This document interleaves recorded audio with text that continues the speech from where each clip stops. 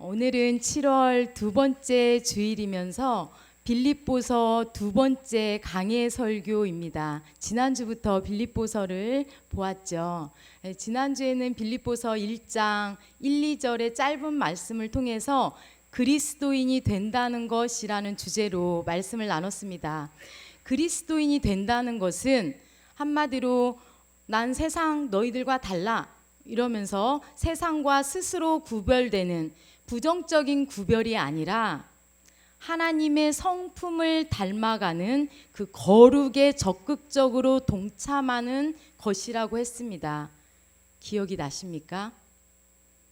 안 나시죠? 네, 괜찮습니다. 네, 이전 것은 지나갔으니 보라 새 날이 왔으니 새로운 마음으로 오늘 빌립보서 1장 3절부터 11절 말씀을 통해서 교회의 본질은 사귐이다 라는 주제로 말씀을 살펴볼까 합니다. 더불어 하나님께서 오늘 우리에게 어떤 말씀을 주실지 세미한 음성, 그 음성에 귀 기울이시는 귀하고 복된 시간 되기를 주님의 이름으로 소원합니다. 자, 오늘은 교회의 본질은 무엇인가? 교회의 본질 이꼬르 사귐이다 라고 주제를 정했습니다. 그렇다면 교회란 무엇일까요? 교회는 본디 이런 건물이 아니고 주 예수를 나의 구주로, 나의 구주입니다 라고 고백하는 공동체를 교회라고 하죠. 그러면 제가 좀 전에 말했던 지난주 성도, 그리스도인과 연관을 지어볼 때 교회는 예수님을 나의 구주로 고백하는 성도, 그 그리스도인들이 모이는 공동체이니 얼마나 거룩하겠습니까? 맞습니까? 네, 반은 맞고 반은 좀 틀린 것 같습니다. 일단은 우리가 하나님의 성품을 완벽하게 담고 그 성품대로 살아가는 사람들이면 더할 나위 없이 좋겠지요. 하지만 우리 인간은 연약하고 미약하고 죄인이기 때문에 우리를 말씀으로 쳐서 복종시키고 하나님의 성품을 담고자 이렇게 예배의 자리로 나오지 않았습니까? 그렇기 때문에 교회 공동체가 완벽하게 거룩한 공동체이면 좋지만 그래도 사람과 사람이 어우러져 사는 그런 공동체이기 때문에 때로는 상처도 있고 아픔도 있습니다. 인간이 성숙하지 못하기 때문입니다. 그런 우리에게, 교회에게 오늘 바울은 빌립보서를 통하여서 우리에게 교회의 본질이 무엇인지 말하고 있습니다. 오늘 본문은 3절부터 11절까지의 말씀입니다. 이 말씀은 그 서신서의 확대된 인사입니다. 지난주 1, 2절 말씀이 수신자와 발신자 이렇게 인사를 짧게 하는 거에 비해서 오늘 말씀은 그 바울의 인사의 확장이라고 보시면 됩니다. 그리고 3절부터 11절까지의 말씀을 크게 세 가지로 구분하여 볼 수 있습니다. 첫째는 바울이 빌립보 교회 성도들을 생각할 때 가졌던 감사의 표현이고요. 두 번째는 그 성도들을 생각하니 사랑이 넘친다. 그래서 사랑을 표현하고 있고요. 마지막으로 그 빌립보 교인들을 향해서 기도하는 간구의 기도문이 나옵니다. 오늘 읽은 말씀 3, 4절 말씀을 제가 다시 한번 읽어드리겠습니다. 내가 너희를 생각할 때마다 나의 하나님께 감사하며 간구할 때마다 너희 무리를 위하여 기쁨으로 항상 간구함은 이라고 나옵니다. 바울은 빌립보 교인들을 생각하면 감사하고 항상 기쁨이 이렇게 풍풍 넘쳐서 기도하게 된다고 이야기를 합니다. 보통 관계는 아니지요. 네, 엄청 친밀한 관계입니다. 그도 그럴 것이 우리가 그냥 아는 지식으로만 생각을 해봐도 바울이 마게도냐 지방, 즉 유럽으로 처음 선교 여행을 갔을 때 제2차 선교 여행 때 처음 만난 도시가 빌립보였고 그 교회에서 처음으로 예수 그리스도의 복음을 전했습니다. 그곳에서 자색 옷감 장사 루디아 같은 여자 사역자를 만나게 되지요. 우리가 생각하면 옷감 장수니까 뭐 그냥 그렇고 그렇겠지라고 생각을 하실지 모르지만 이 당시 자색 옷감 장수는 엄청난 경제적인 부를 가지고 있었습니다. 그래서 바울이 생판 모르는 그 지역에 가서 복음을 전할 때 자신의 집을 내어 놓으면서 그 집에서 바울이 쉬게 하고 예배도 드리게 하고 그러면서 경제적인 조력자, 믿음의 조력자가 되었지요. 뿐만 아니라 빌립보 성도들은 현재 이 바울이 감옥에 갇히고 있는 이 상황에도 유일하게 선교연금을 보내서 후원하고 오늘 본문에 보면 복음의 일을 정말 참여하고 있는 그런 교회였습니다. 그러니 얼마나 감사하고 그냥 생각하면 이쁘고 사랑스럽겠습니까? 제가 이제 영화부를 맡고 있습니다. 영화 1, 2부를 맡고 있는데 한 50여 명의 교사들이 있습니다. 예를 들어서 우리 선생님들이 제가 사역하는데 목사님 옳습니다. 그렇게 하십시오 라고 적극적으로 지원해주고 각자의 맡은 자리에서 열심히 아이들을 돌보고 가르치고 사역한다면 물론 그렇게 하고 계십니다. 네. 얼마나 제가 우리 선생님들께 감사하고 늘 생각하면 막 사랑스럽고 또 그런 선생님들을 위해서 제가 할 수 있는 일이 기도밖에 무엇이 있겠습니까? 기도로 중보하면서 서로 하나가 되는 그런 공동체가 되는 것이겠지요. 똑같습니다. 바울도 빌립보 교회와 이런 특별한 친밀함이 있었습니다. 그래서 그 빌립보 교회 성도들을 생각하면 감사하고 또 그렇게 생각하면 막 사랑스럽고 그러니 기도가 절로 나왔겠지요. 그런데요, 오늘 이 감사와 사랑과 기도는 깊은 친밀함, 즉 사귐의 패턴입니다. 그러니까 우리 성도 여러분들도 잠깐 생각해 보면 누군가 나에게 뭐 옷을 선물했거나 어떤 뭔가를 선물했을 때 그것을 쓰고 입고 뭐 바르고 할 때마다 감사하고 사랑스럽고 또 막 기도가 되지 않습니까? 맞지요? 네, 이거는 정말 사귐의 패턴입니다. 그래서 바울은 오늘 본문 말씀을 통해서 교회의 본질은 이렇게 감사와 사랑과 기도가 넘치는 사귐이다라고 이야기를 하는 것이지요.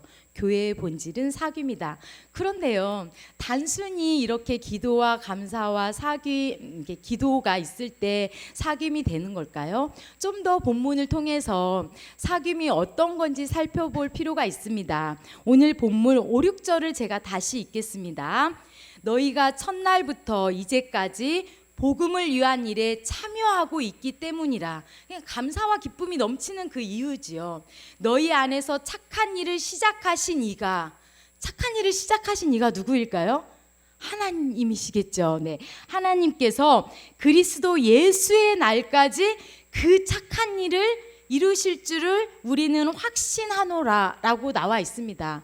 여기서 일단 착한 일을 구원사역이라고 말할 수 있습니다. 이 너희가 빌립보 교인들은 첫날부터 지금까지 복음을 위한 일에 참여하고 있기 때문에 내가 당신들을 생각하면 너무 감사하고 사랑합니다 라고 이야기를 하는 겁니다. 여기에서 참여는 헬라어로 코이노니아라는 단어와 관련이 있습니다. 우리가 코이노니아라고 할 때 교회의 본질을 코이노니아라고 할 때 교제와 사귐이 되겠지요. 그런데 저는 이걸 이렇게 해석했습니다. 교회의 사역은 많은 사람들이 함께 하기 때문에 일을 하다 보면 또 복음을 전하다 보면 사람과 사람이 얽혀 있기 때문에 미약하니까 상처도 받고 서로 상처도 주고 때로는 힘들고 갈등이 생길 수도 있고 어려움이 생길 수도 있어요. 그런데요, 여기서 중요한 것은 바울은 그 사역을 통해서 하나님의 일하심을 발견한 거죠. 그렇기 때문에 이게 무슨 말이냐면요, 이 사역, 복음의 사역에 함께 참여하고 있는 이 복음의 사역을 시작하시는 이가 하나님이신데 그 사역을 함께 동역하고 교제하고 사귐이 있는 우리들을 바라볼 때 그냥 단지 인간의 모습이 아니라 믿음의 눈을 들어 바라보니 하나님께서 이 사역을 하고 계시는구나 라는 거를 깨닫고 보니 그 사역이 너무너무 감사하고 기쁨이 넘치는 거죠. 단순히 바울은 이 복음을 위한 사역, 이 사역을 빌립보 교인들이 믿음의 분량에 장성을 했기 때문에 이렇게 하는 거구나 라고 보지 않고 그 일을 시작하신 착한 일, 복음의 일, 구원의 사역은 하나님께서 시작하셨고 그 일을, 그 하나님 나라를 세우는 그 일에 참여하고 있는 빌립보 교인들을 바라보고 감사하고 기쁨이 넘쳤던 것입니다. 사랑하는 성도 여러분, 제가 하나만 묻겠습니다. 여러분들께서는 함께 일하는 공동체, 우리 구역원, 그리고 교회 교인들을 생각하시면 막 감사하고 막 기쁨이 퐁퐁퐁 솟습니까? 아니에요. 너무 단호박으로 고개를 저으시는데요. 만약에 막 그 사람을 생각하면 짜증나고 불편하고 막 그 사람 우리 교회 안 나오고 다른 데 갔으면 좋겠고 막 그런 마음이 든다면 아마 그 사람 자체를 보고 있기 때문이 아닐까 싶습니다. 사랑하는 성도 여러분, 교회 사역과 교회 공동체는 그 사람 한 사람에게 집중하는 것이 아니라 우리를 같이 불러주신 하나님, 그 가운데 일하시는 하나님, 그리고 우리가 함께 동역하고 그 안에서 하나님과의 사귐이 있다라는 그 믿음의 눈을 들어 바라본다면 그냥 그런 분들이 긍휼히 여겨지고 사랑스럽게 될 줄로 믿습니다. 네. 그리고 오늘 본문에 보면 바울은 그렇게 감사와 기쁨을 전하고 두 번째 사랑을 표현했습니다. 그런데 이 사랑의 표현이 너무 멋집니다. 8절입니다. 8절을 다 같이 읽으면 얼마나 좋을까요? 다 같이 읽을게요. 시작. 내가 예수 그리스도의 심장으로 너희 무리를 얼마나 사모하는지 하나님이 내 증인이시니라. 아멘. 바울은 빌립보 교인들을 생각할 때 감사하고 막 기쁨이 넘쳐서 기도할 뿐만 아니라 막 사랑한다고, 내가 당신을 사랑합니다 라고 말을 합니다. 그런데 그냥 단순히 내가 마음으로 당신을 사랑합니다가 아니고 내 심장으로, 그리스도의 심장으로 사랑합니다. 그런데 이게 거짓이 아닌 것은 하나님이 그 증인이십니다 라고 아주 강력하고 임팩트 있는 말씀을 전합니다. 누군가가 나에게 내가 당신을 내 심장으로 막 뜨겁게 사랑합니다. 얼마나 행복하겠어요? 아마 모르면 모르지만 이 빌립보 교인들은 너무너무 행복했을 것 같습니다. 여기에서 이 마음과 심장이 훨씬 더 크고 강한 표현이지요. 바울은 이렇게 빌립보 교인들을 생각할 때 막 심장으로 사랑하는 그런 마음을 느꼈습니다. 이 또한 교회 공동체가 세워지고 교회 공동체가 선교적 사명을 감당하기에 필요한 필요 충분 조건이 이 사랑이 아닌가 싶습니다. 우리 안에서 하나님의 사랑, 하나님의 사랑의 사귐이 있기를 주님의 이름으로 소원합니다. 외과 의사 출신인 목사님이 이런 말씀을 하셨다고 합니다. 예수님께서 돌아가신 사인, 죽음의 이유가 심장 파열이다 라고 이야기를 하셨다고 합니다. 웃을 일이 아니고 그럴듯해요. 얘기를 들어보면 물론 이 심장 파열이다 라는 말씀은 성경 어디에도 나와 있지 않습니다. 그런데 예수님께서는 십자가에 달려 죽으시고 되게 남들보다 일찍 돌아가셨어요. 6시간 만에. 오전 9시부터 오후 3시까지. 네, 6시간 만에. 보통 십자가에 달려 죽으면 며칠이 걸리고 최소 일주일은 걸려서 죽는다고 합니다. 왜냐하면 당시의 십자가의 형벌은 가장 큰 고통을 가장 오래 겪으라고 생긴 게 십자가의 형벌이었습니다. 그런데 예수님은 6시간 만에 죽었습니다. 옆에 있는 두 죄수들도 아직 그때 죽지도 않았습니다. 그래서 죽으라고 어떻게 했습니다? 뼈를 꺾었습니다. 뼈를 꺾어서 죽였지요. 근데 예수님은 왜 이렇게 빨리 죽었을까를 묵상하면서 이 외과 의사 목사님이 자신의 전공을 살려서 예수님의 죽음의 사인은 심장 파열이었을 것이다. 왜? 십자가에 달려서 보니 내가 사랑하는 그 사람들이 너무 죄인인 거예요. 가슴이 아파요. 막 심장을 쥐어뜯는 것 같은 아픔이 있는 거예요. 하나님께서 철저히 나를 버림받았다고, 내가 하나님 아버지께 철저히 버림받았다고 생각하니 너무 가슴이 아픈 거예요. 심장이 아픈 거예요. 그리고 그 죄인들을 바라봤는데 그럼에도 불구하고 너무 사랑스러운 거예요. 그래서 막 마음이 아픈 거예요. 그럴듯하지 않아요?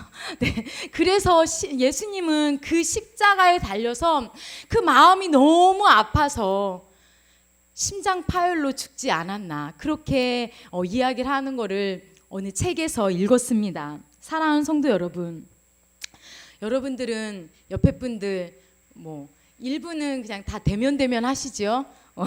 누군지 잘 모르겠고, 그렇지만 우리 옆에 분들 성도들을 생각하면 이렇게 심장으로 이렇게 사랑이 끌어 넘치십니까? 우리는 하나님의 자녀입니다. 한 공동체입니다. 하필 그 많은 교회 중에 우리를 왜 하나님께서 안산제일교회로 불러서 이렇게 같이 예배하고 기도하고 사귐이 있게 하셨을까요? 그거는 우리의 의지가 아닌 하나님의 뜻인 줄로 믿습니다.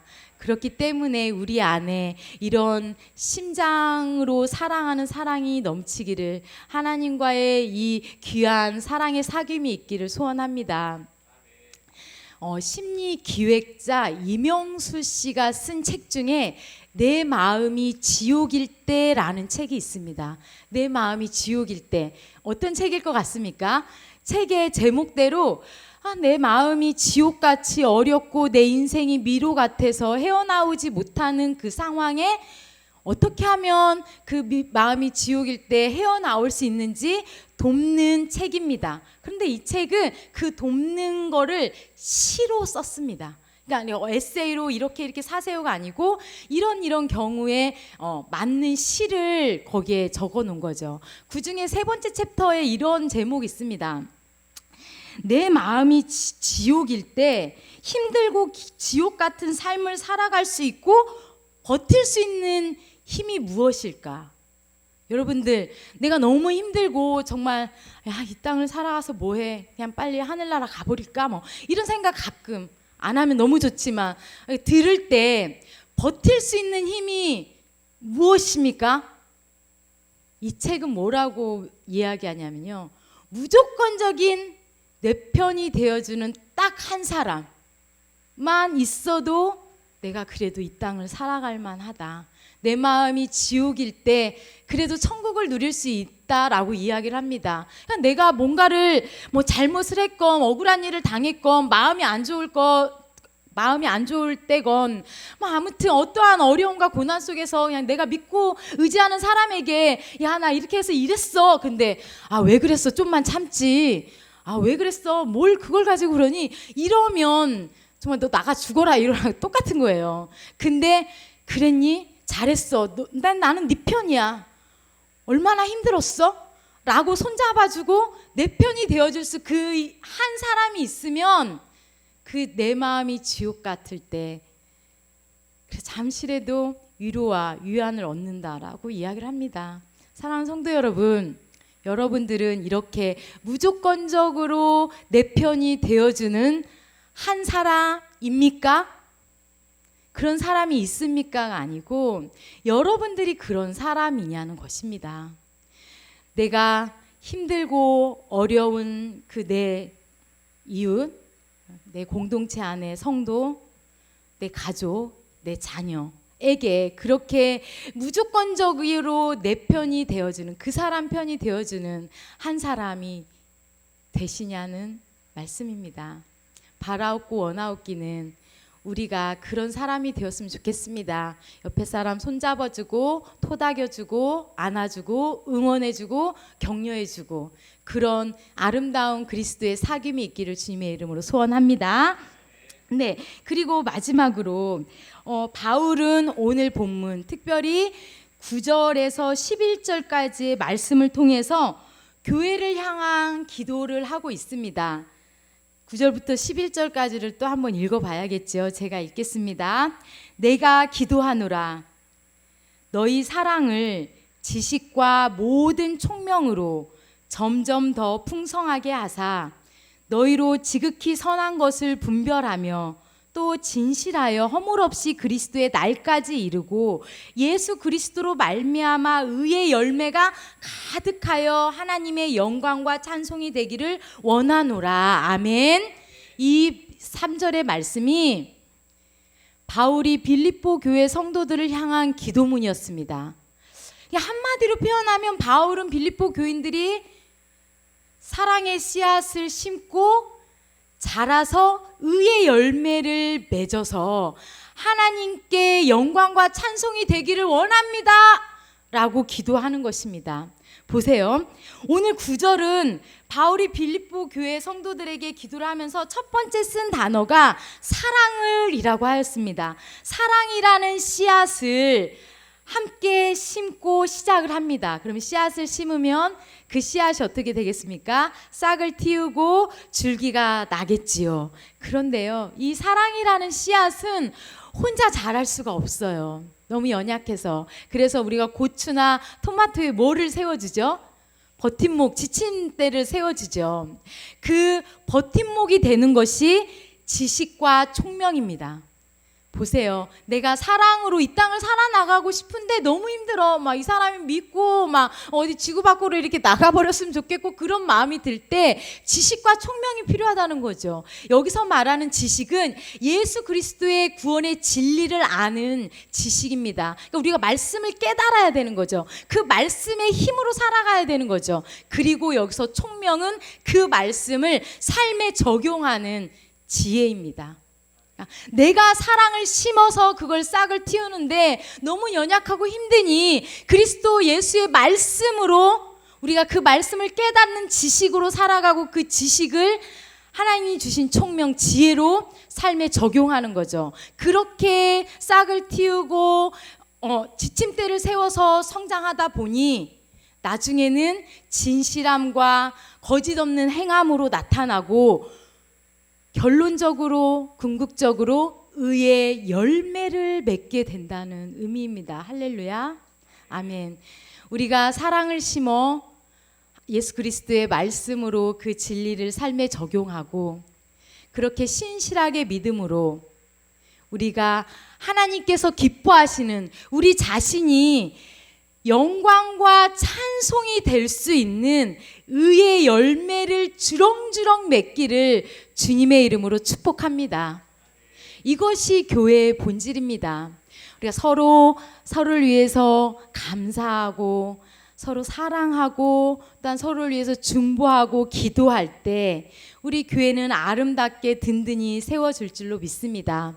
그럴 때 우리 안에 하나님이 원하시는 진정한 사귐이 있을 줄로 믿습니다. 그런 사귐과 그런 즐거움을 우리 안산제일교회에서 마음껏 누리시며 그런 한 사람이 되시기를 주님의 이름으로 축복합니다. 기도하시겠습니다. 사랑의 주님, 오늘 우리를 성도 그리스도인으로 불러주셔서 감사합니다.